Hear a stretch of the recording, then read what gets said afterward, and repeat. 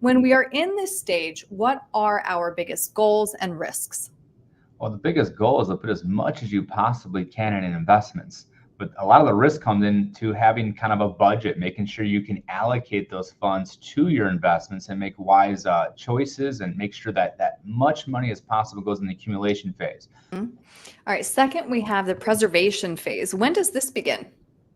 Yeah, so a lot of people, when they first come and see us, it's probably 5 or so years before they retire. Maybe you can go 10 years out before you retire, where it's not about how much can I make, it's how do I preserve what I have? And Right. you start thinking about maybe I don't want to be as aggressive as I was in my 20s, 30s, and 40s. Maybe I still want to get competitive returns, but minimize the risk of my portfolio. And then last, we have the distribution phase, which is essentially the opposite of the accumulation phase.